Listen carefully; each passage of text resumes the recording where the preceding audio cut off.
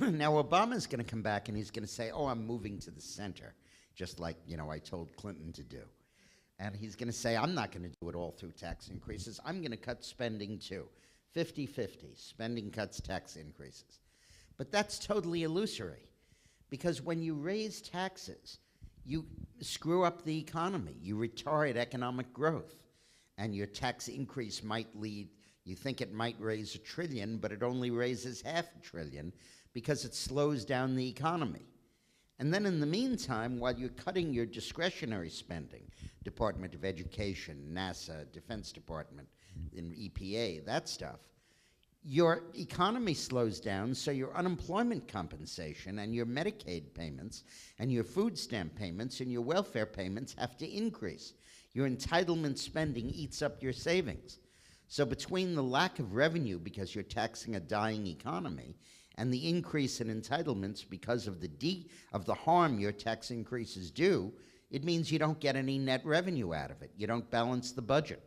And you have to raise taxes more and more and more, and you get into one of these death spirals that Michigan is in, or California, or New York. And that's what we have to avoid. So it is absolutely essential that our congressmen understand that no matter how much global pressure there is, no matter how much the markets tell us, no matter how much the economists plead with us and the Federal Reserve Board admonishes us and China and Japan threaten us with not buying our debt, that we say no to additional tax increases. Flatly, no, across the board. Now, there is one tax that really collects revenue. There's one tax that works, that doesn't slow down economic growth, and that tax is a tax cut.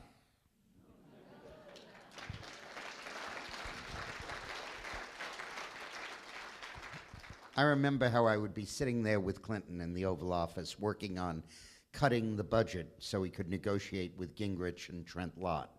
And we would sit there for hour after hour poring over the yellow pad. It was something to watch. He had a photographic memory about the budget. He could literally write a 10,000-line budget on a yellow pad without notes and get it right. By the way, I might note that this photographic memory applied only to his public life. In his private life, he was positively amnesiac. In fact, there's another cute story, again a true story. I was on the phone with my wife Eileen with Betsy Wright, who was his chief of staff in Arkansas, who was in charge, really terribly, of rounding up the women who had sex with Clinton and cowing them into silence by digging up dirt on them. You had an abortion 20 years ago, and this will come out if you whatever. And she was telling a story that her roommate came home one night, and Bill Clinton, and she said, it was the weirdest thing. I was with Bill yesterday. This was 91 or 92. And he started to say, these accusations against me are outrageous. I don't do this kind of thing. I'm not engaged in this kind of thing. I don't know these women they're accusing me of being with. And she said to Betsy, and Betsy told us, I almost dropped the phone. She said to me, I think he forgot that we had sex.